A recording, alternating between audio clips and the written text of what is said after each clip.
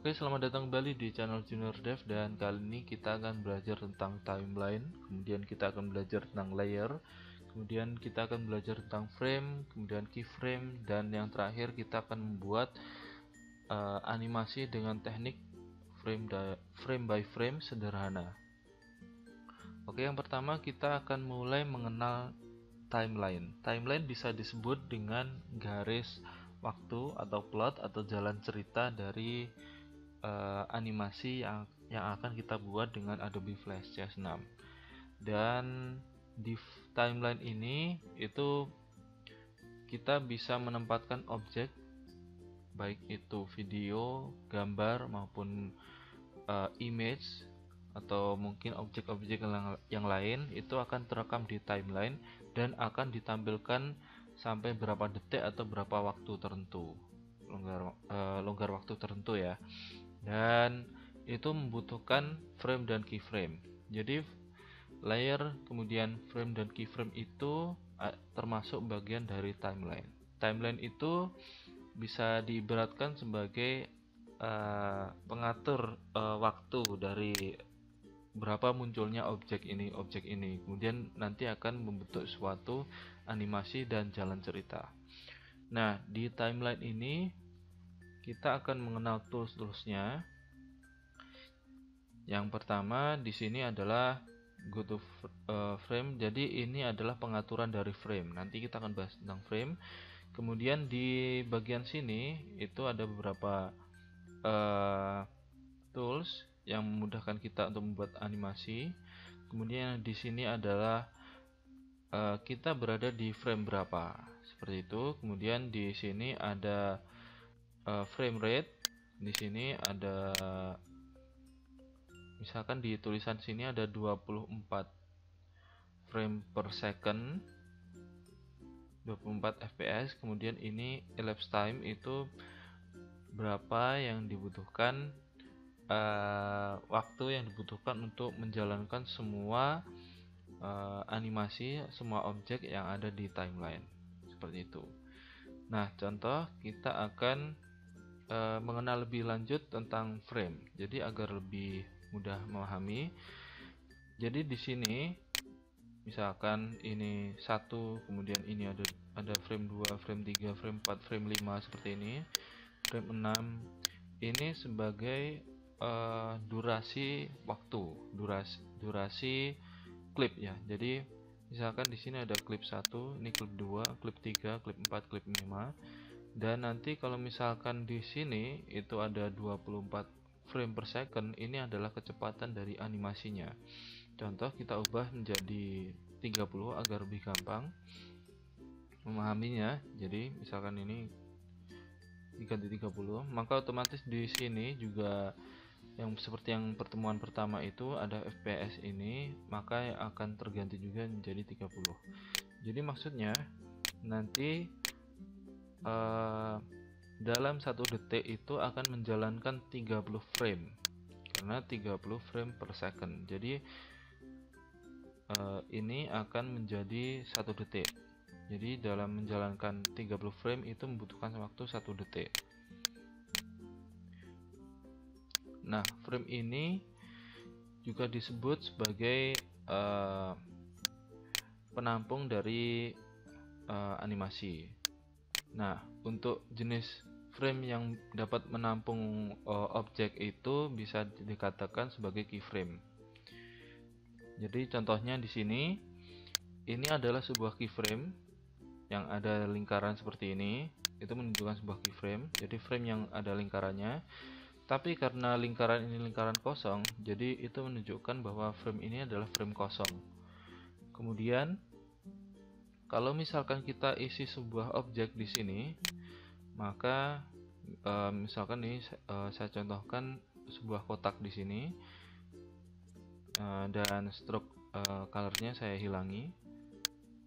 Misalkan ini seperti ini, maka di sini akan muncul lingkarannya itu penuh, jadi ada isinya.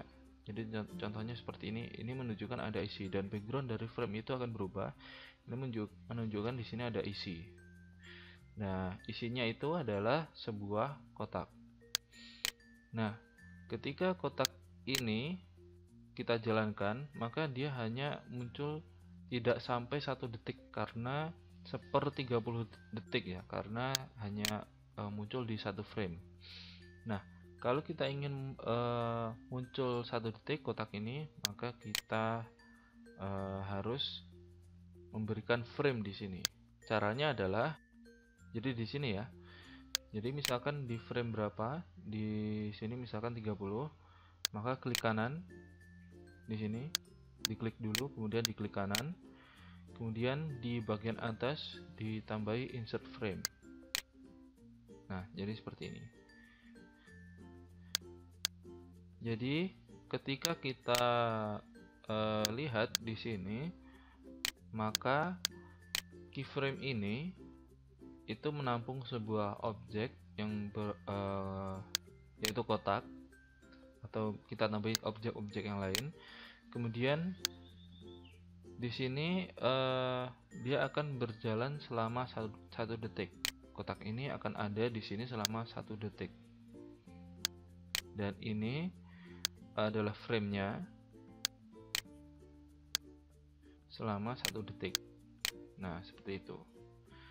Contoh kalau misalkan kita di detik kedua, misalkan objek ini kita ganti menjadi lingkaran. Jadi karena kotak tadi hanya 1 detik, kemudian ini kita tambahi dengan objek baru, atau mungkin objek lama kemudian kita pindah posisinya, misalkan seperti itu, bisa juga. Misalkan di sini saya akan membuat keyframe lagi yang objeknya sama. Caranya adalah klik kanan, kemudian insert keyframe. Nah, ini seolah-olah mengcopy dari keyframe ini yang menampung objek ini, kemudian di copy seperti ini. Kemudian kita tambahi lagi, kotak ini akan muncul selama 1 detik juga, atau mungkin selama 2 detik. Jadi karena tadi 30 frame per second, maka 30 kali 2 berarti 90. Di sini akan muncul 2 detik. Kemudian kita klik kanan, kemudian insert frame. Nah, di sini kotak hitam ini akan saya geser ke sini. Maka yang terjadi kalau misalkan kita kembali ke frame 1, kemudian kita geser seperti ini, maka yang terjadi akan ada perubahan, yaitu letak dari antara kotak 1 berada di sini, kemudian ada kotak 2 yang ada di sini. Ini. Nah, kalau misalkan kita ingin menjalankan flashnya, maka klik Ctrl, kemudian test movie, kemudian test.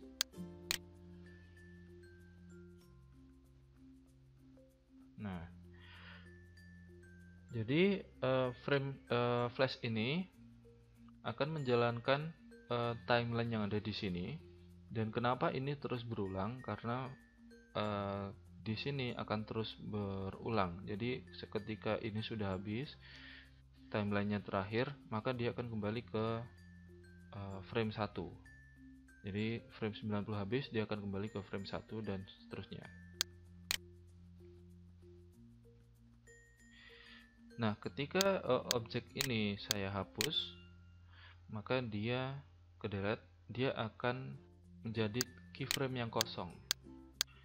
Dan keyframe ini, keyframe kosong ini dia tidak mempunyai objek.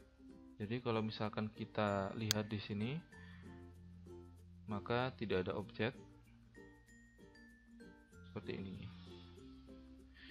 Jadi bisa disimpulkan adalah keyframe itu adalah untuk frame yang menampung objek, kemudian frame itu adalah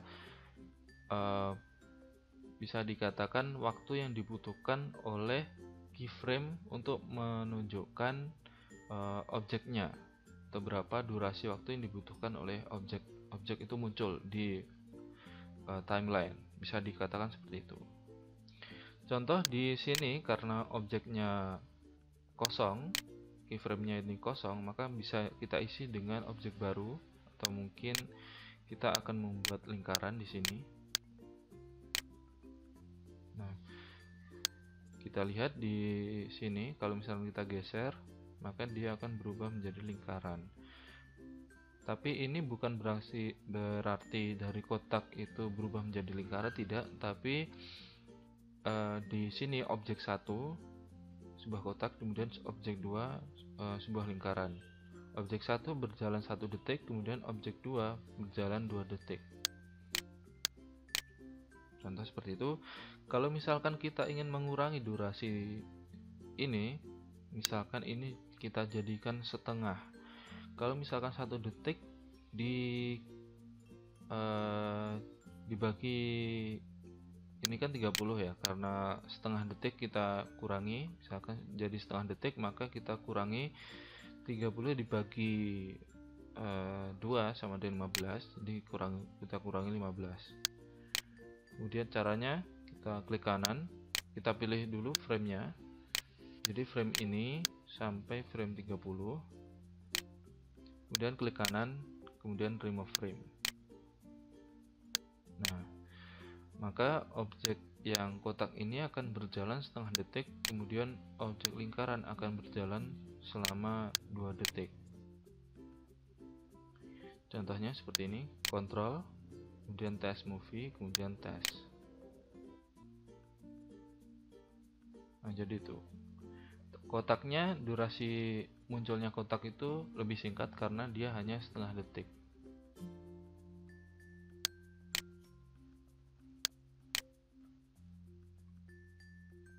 Nah, di sini di keyframe ini kita bisa menambahkan objek yang lain. Misalkan saya ingin membuat brush di sini, kemudian saya ganti warnanya, misalkan di sini menjadi coklat seperti ini.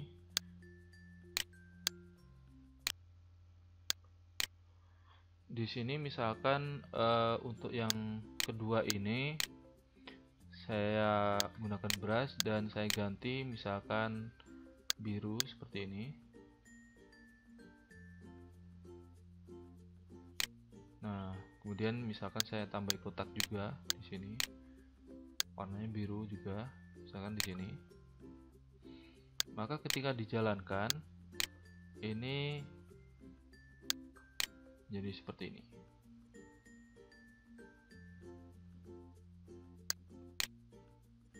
Nah, seperti itu. Dan selanjutnya, setelah kita paham apa itu keyframe dan frame, kita akan belajar tentang layer. Layer ini bisa dikatakan sebagai tumpukan dari frame, tumpukan dari frame. Jadi diumpamakan sebuah bangunan atau mungkin sebuah gedung tinggi. Jadi layer itu diumpamakan sebagai lantai, dan keyframe dan framenya itu diumpamakan sebagai objek-objek yang ada di dalam lantai tersebut, misalkan meja, misalkan kursi, misalkan pintu. Itu misalkan diumpamakan seperti itu. Misalkan ini untuk lantai 1, misalkan layer ini lantai 1, kemudian kita buat misalkan di sini new layer, itu maksudnya adalah membuat layer. Di sini new folder diumpamakan sebagai untuk mengelompokkan layer itu, kemudian ini untuk menghapus layer. Nah, untuk new folder ini diumpamakan sebagai kelompok dari lantai, seperti itu. Contohnya kita ingin membuat layer lagi, klik di sini, maka akan muncul di atasnya layer 1 itu ada layer 2, dan di layer 2 kita bisa membuat objek lagi, misalkan di frame 1. Di sini kita tambahi objek lagi, misalkan kotak atau mungkin ya kotak aja di sini. Kemudian kotak ini akan berjalan selama 1 detik misalkan. Kemudian kita tambahi lagi di sini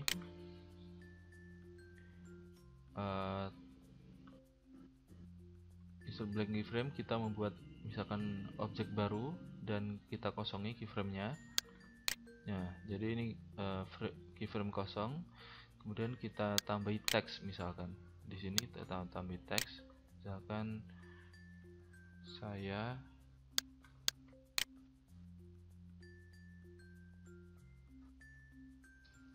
sedang belajar. Nah, untuk teks ini dia akan berjalan selama, misalkan ini dari 30, ini hanya berjalan selama 1 detik. Jadi karena kelebihan setengah detik kita kurangi, misalkan di sini. Kemudian kita klik kanan, kemudian remove. Maka dia hanya akan berjalan selama 1 detik.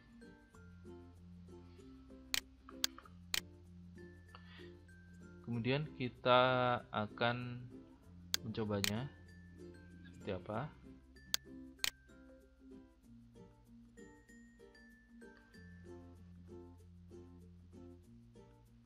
Nah, di sini seolah-olah ada perbedaan aktivitas atau mungkin perbedaan dari laju dari objek-objeknya. Karena apa? Karena ini diumpamakan sebuah lantai, jadi di sini ada aktivitas untuk lantai 1 seperti ini. Kemudian di sini ada untuk lantai 2, layer 2 ini diasumsikan sebuah lantai ya. Dia akan mempunyai aktivitas yang berbeda. Jadi dan juga objek yang berbeda. Ketika saya mengubah objek di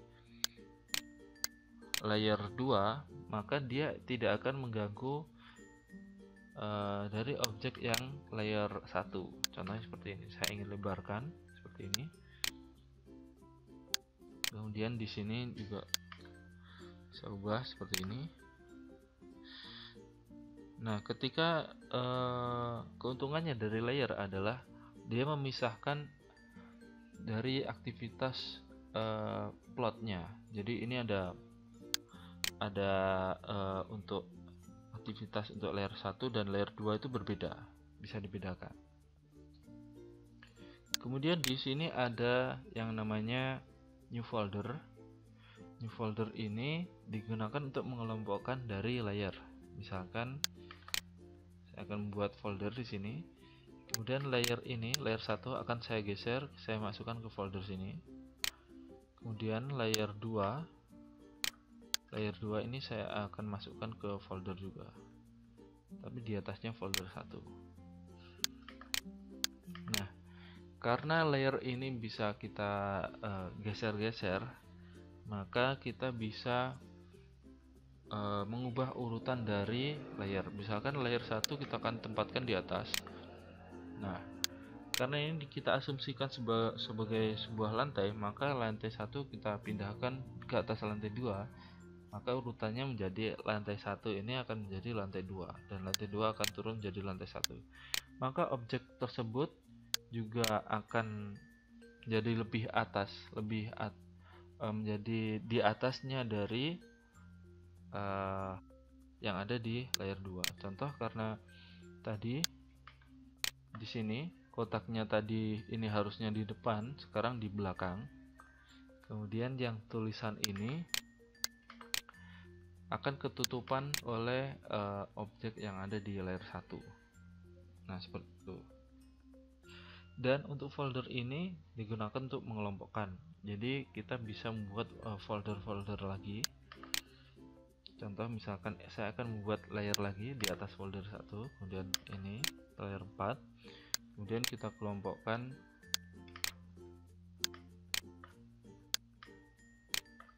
Nah, seperti ini.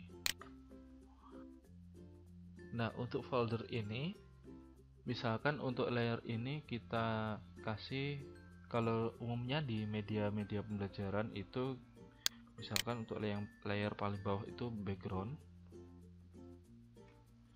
Nah, yang di sini misalkan untuk layer misalkan ini untuk tombol, misalkan seperti itu. Kemudian yang di sini ada untuk folder ini, misalkan ini badan, kemudian ini kepala misalkan, dan ini untuk pengelompokan dari orang, contoh seperti itu. Kemudian yang di sini untuk background gitu. Jadi diasumsikan kita membuat sebuah animasi orang, dan ini sebagai bisa dikatakan sebagai background dari animasi itu. Contoh seperti itu.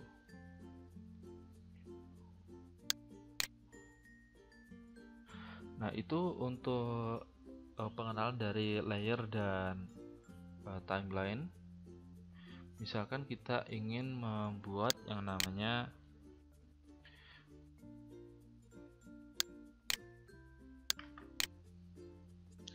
Nah, di sini juga kita akan membuat sebuah animasi.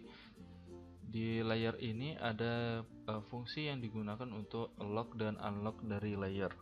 Ada fungsi untuk menyembunyikan objeknya. Kalau misalkan kita klik semuanya, maka kita akan menyembunyikan objek-objek itu. Kalau misalkan kita kunci, kita tidak bisa memindahkan atau menghapus kemudian menseleksi objek seperti itu.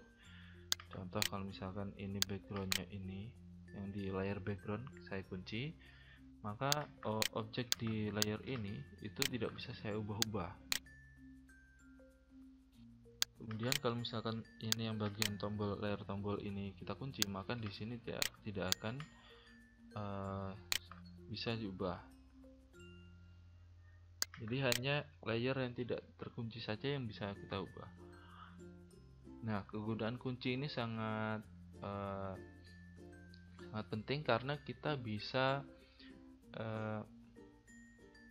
agar menjaga dari misalkan saya akan mengubah layer, misalkan layer kepala saja, maka yang lainnya tidak akan terganggu. Misalkan salah penempatan atau seperti apa. Contoh di sini saya akan kunci, maka yang di sini hanya bisa terlihat tanpa bisa diubah-ubah. Kemudian yang di sini itu digunakan untuk outline. Contoh kalau misalnya kita klik, dia hanya terlihat outline-nya saja. Contoh di sini untuk tombol di layer tombol ini saya jadikan outline, jadi tampilannya jadi seperti ini. Dan ini sangat berguna kalau misalkan kita sudah banyak membuat layer. Nah, jadi seperti itu. Nah, di sini saya akan mencontohkan membuat animasi sederhana. Contohnya di sini saya hide saja, saya sembunyikan. Contoh, saya akan membuat sebuah animasi orang berjalan gitu aja. Contoh di sini coklat. Misalkan ini kepala, kemudian ini badan.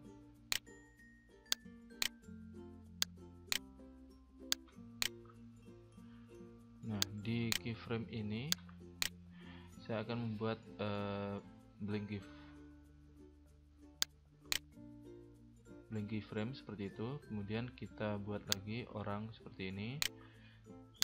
Kemudian di sini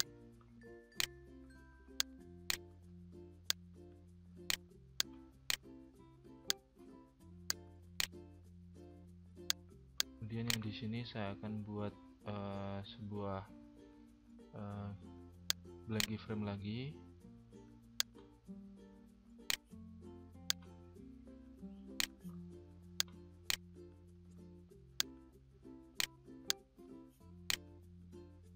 Nah, jadi seperti ini. Animasinya jadi seperti ini. Contoh lagi, saya akan buat sebuah blank keyframe, kemudian seperti ini.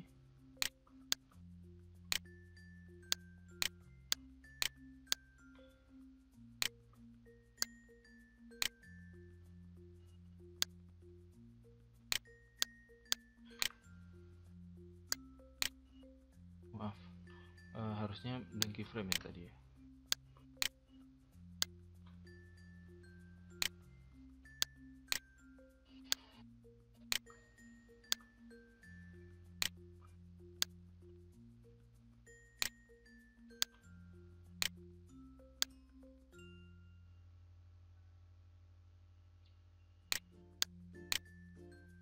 Contohnya seperti ini. Kalau misalkan kita kontrol movie kemudian tes, maka hasilnya seperti ini.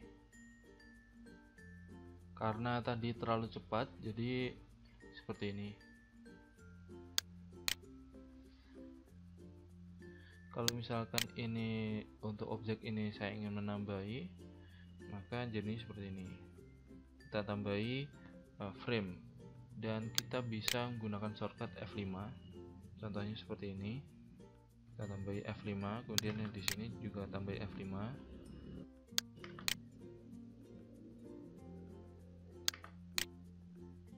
Nah, jadi seperti ini. Dan karena ini sudah menjadi maksimal 75, maka yang lainnya ini kita hapus. Remove frame. Kita akan jalankan.